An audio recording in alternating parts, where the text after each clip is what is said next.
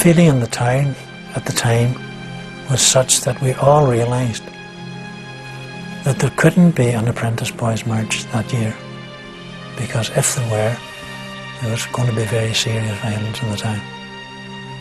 The fact that Sammy Devaney died and was buried with a massive funeral, I think it was only a couple of weeks before it, was an added significant factor.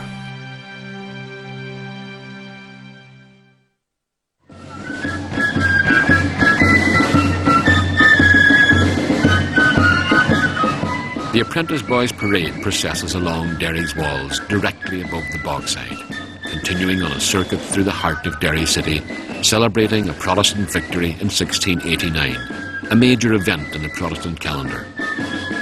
In August 1969, fuelled by the growing tensions in mainly Catholic Derry, conflict was widely predicted.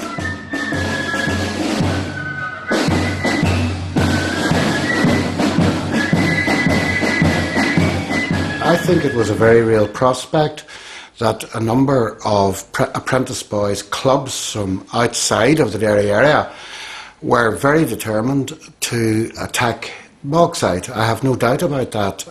I was receiving information from outside the city that some apprentice boys members were coming to the city in order to teach the Bogsiders a lesson.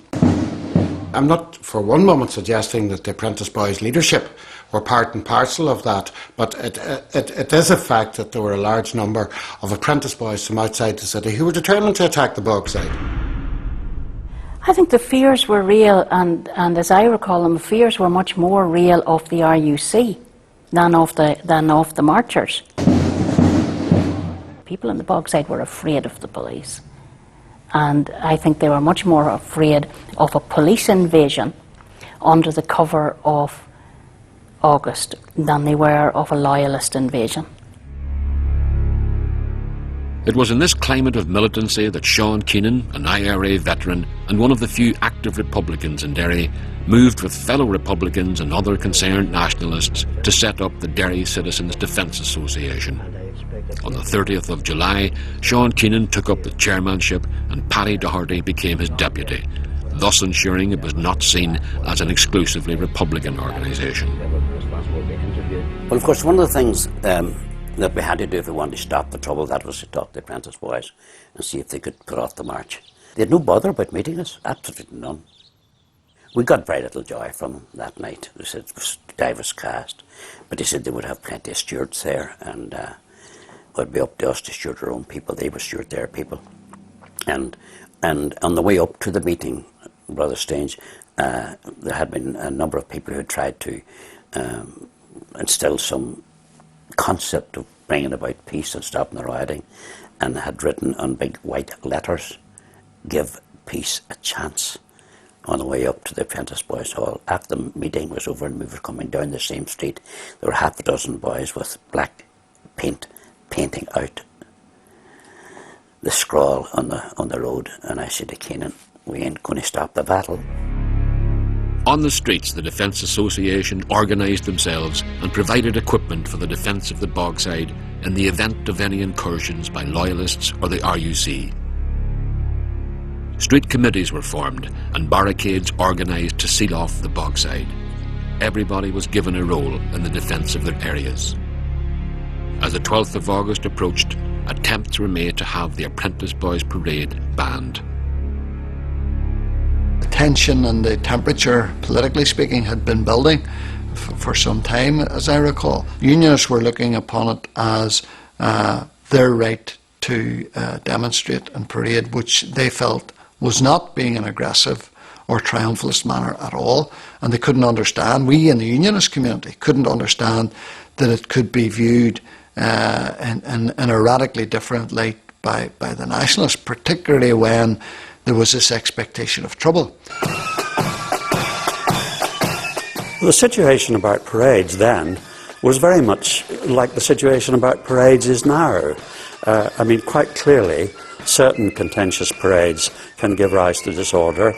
Also, banning certain contentious parades can give grounds for disorder. And, you know, one of the difficulties in all of this is that do you forbid people to parade because other people say, well, if you do that, we will come along and pelt the police with stones or whatever.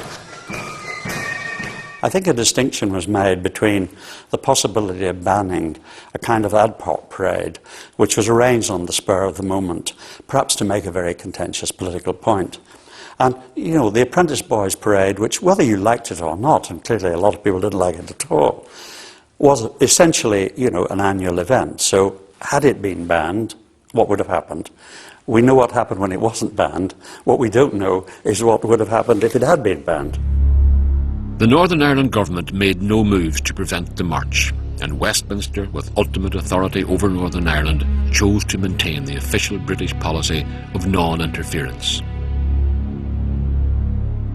With trouble seen as inevitable, Northern Irish Prime Minister James Chichester Clark had travelled to London on the 8th of August to communicate his concerns about the growing unrest and to seek permission to deploy the British Army in support of the RUC. What came out of your meeting, Prime Minister, with the Home Secretary? Full discussion of the whole situation and the various things that have been going on. Very useful discussion it was.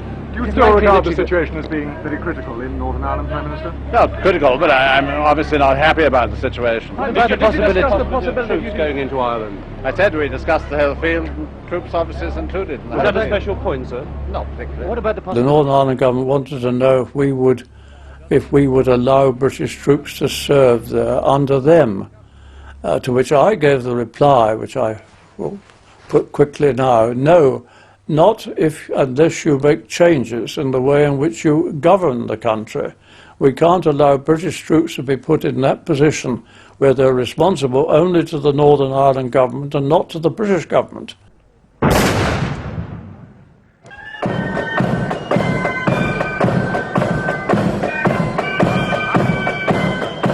On the morning of the 12th of August, thousands of apprentice boys and their supporters arrived in the city for their celebrations. A strong RUC force had been drafted into Derry in an attempt to prevent any outbreak of violence. Well, prior to 68, 69, apprentice boys parades went out relaxed. But because of the street violence that preceded August 69, there was a certain amount of apprehension going out, a certain amount of wondering what was going to happen. So you didn't go along just your carefree way.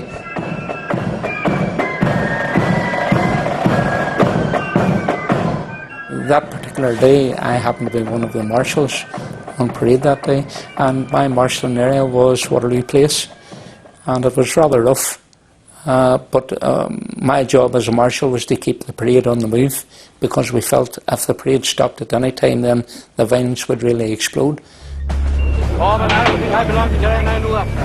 At the same time, these men here have to keep their backs to you and watch the army not help them. So an appeal to you to go way back. I mean, it was groups of young people, 10, 15 at a time, that start off initially going down to see what's happening in Waterloo Square, what's happening in Waterloo Street, and from there, standing about for 10 minutes watching what was happening, then just getting bored with it. And I think, there was quite a bit of taunting from the police, there was quite a bit of taunting from the march itself. And that actually led to the first stones and bottles being thrown. But, as for a plan of when the march gets to Waterloo Square, everybody's going to attack it, my experience is that wasn't the case. I was there for most of the time trying to restrain our people, but it's very difficult. It had gone too far, and it was almost inevitable. And we didn't have enough stewards either.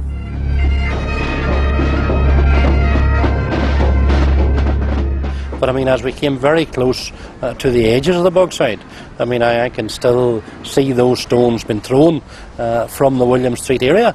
And I mean, it was from then on that we had a serious problem with the parade. We certainly had a situation where people were being hit with